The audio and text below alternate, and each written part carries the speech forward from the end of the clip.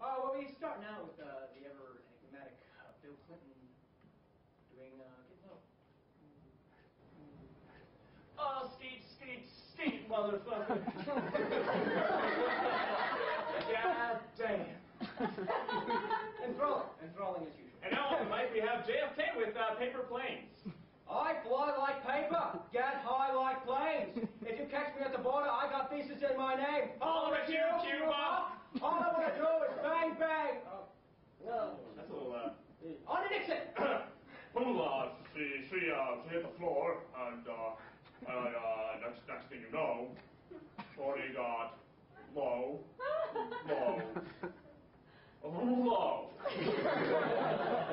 Enlightening.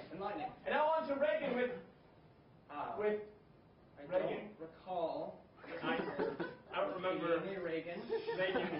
Or there being a song for Reagan. Oh. On sports. What, too soon? No, sports is the next segment. Oh, okay. Well, this week in sports, it's kind of an off season because, you know, most sports are kind of out of season and nobody cares about baseball. So we thought we'd, write a song so you could get your full sports experience, full, 2 minutes out of our segments. So we wrote this song about a competition that's actually going on, as we speak. So it's a competition between two titans, two Goliaths, two athletes, two friends. Well, they won't be friends after, that's for sure. No. That's a bit of a spoiler alert. Yeah, spoiler alert indeed. All right, Weston and Lance were playing a classic ancient game, ajedrez. That means chess. So they were playing at regional finals. Let's make this a little more intense. Let's make this intra-regional finals. No.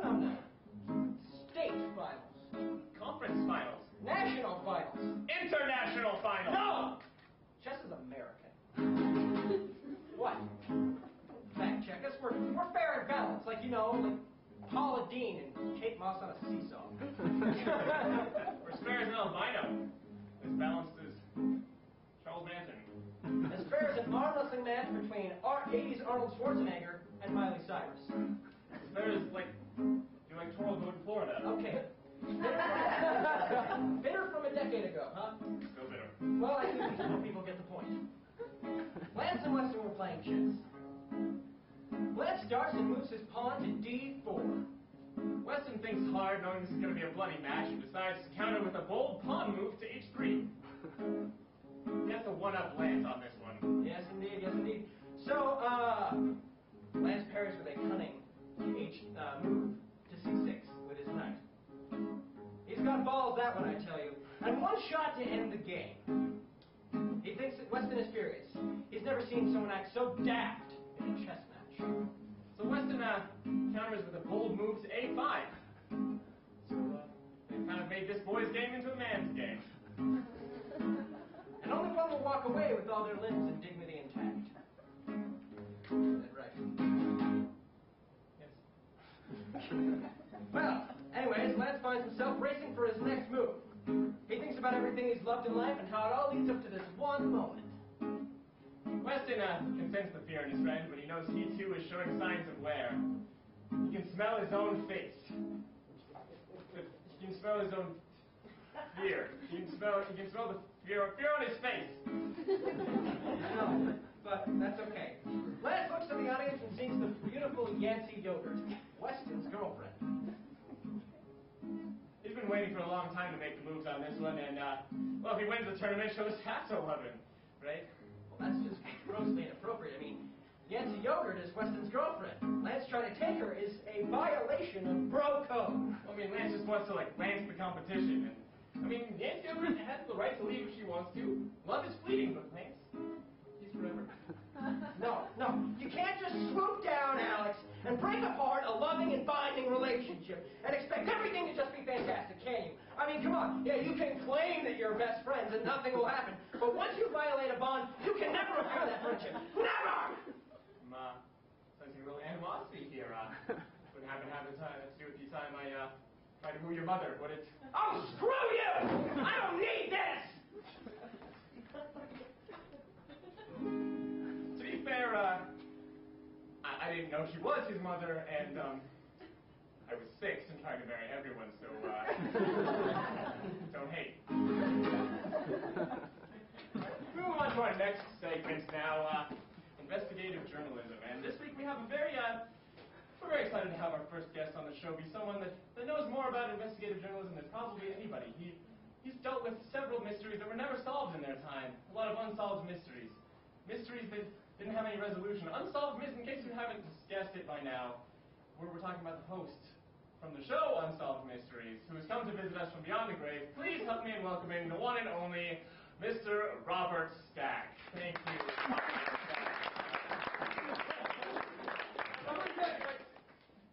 Some things in our lives go unnoticed by many. But when we lose sight of the one thing, it becomes an all too real tragedy. Carrie Ann Michaels had a similar experience when she opened the door to the dryer and found that she was 2 socks missing. However, they were not the 2 same socks. That totally happens to me. Awesome!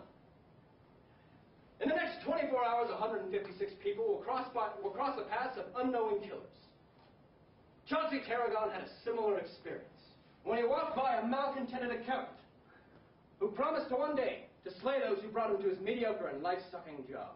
That's enthralling, Robert. Update!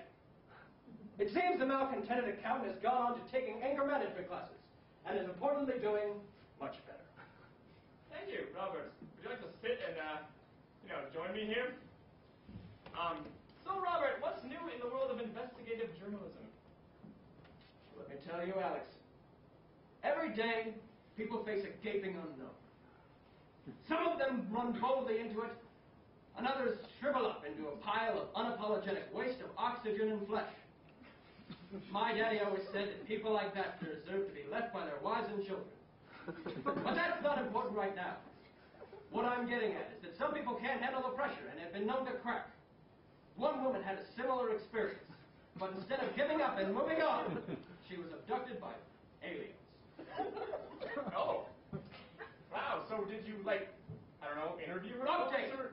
It turns out the woman in our last broadcast was lying for attention.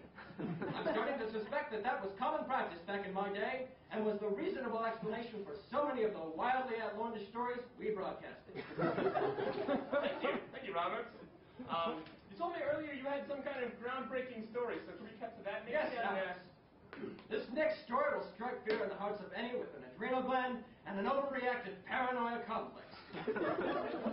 Gabriel Nudenheimer was having an ordinary day, preparing for a camping trip and doing his laundry. He laid down an innocently, seemingly organized pile of hangers and rope, only to return several minutes later to find the rope impossibly knotted and the hangers tangled beyond recognition. Was it the work of paranormal alien ghosts, bored fairies, or the devious doings of closet gnomes? If you or anyone else has any information, please contact us at our office at 303-555-91510. Thank you, Robert. Update! Enlightening. Yes, it was closet gnomes. That's all the time we have for tonight, Robert. Thanks for joining us on the program. I would like to thank everyone here, especially you, Alex, for letting me come back from the dead.